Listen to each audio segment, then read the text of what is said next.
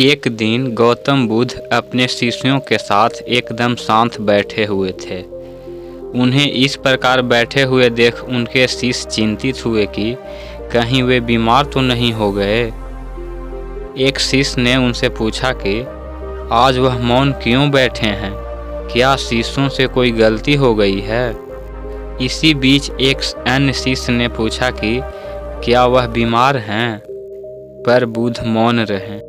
तभी कुछ दूर खड़ा एक व्यक्ति जोर से चिल्लाया, आज मुझे सभा में बैठने की अनुमति क्यों नहीं दी गई है।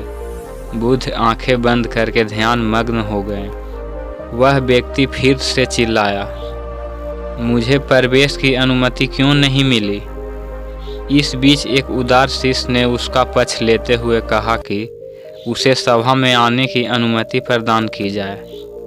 बुद्ध ने आंखें खोली और बोले, नहीं, वह अछूत है, उसे आज्ञा नहीं दी जा सकती। यह सुन शिष्यों को बड़ा आश्चर्य हुआ। बुद्ध उनके मन का भाव समझ गए और बोले, हाँ, वह अछूत है। इस पर कई शिष्य बोले कि हमारे धर्म में तो जात पात का कोई भेद ही नहीं, फिर वह अछूत कैसे हो गया। तब बुद्ध ने समझाया, आज वह क्रोधित होकर आया है।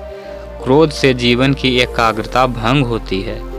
क्रोधी व्यक्ति प्रायः मानसिक हिंसा कर बैठता है, इसलिए वह जब तक क्रोध में रहता है तब तक अछूत होता है। इसलिए उसे कुछ समय एकांत में ही खड़े रहना चाहिए।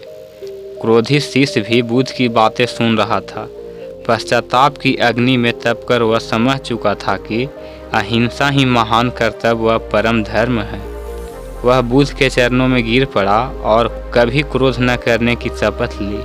आशय यह है कि क्रोध के कारण व्यक्ति अनर्थ कर बैठता है और बाद में उसे पश्चाताप होता है। इसलिए हमें क्रोध नहीं करना चाहिए। असल मायने में क्रोधित व्यक्ति अछूत हो जाता है और उसे अकेला ही छोड़ देना चाहिए। क्रोध करने से तन मन धन तीनों की हानि होती है। क्रोध से ज़्यादा हानिकारक कोई और वस्तु नहीं है। बुद्ध ने यह भी कहा है, क्रोध को पाले रखना गर्म कोयले को किसी और पर फेंकने की नीयत से पकड़े रहने के समान है। इसमें आप ही जलते हैं।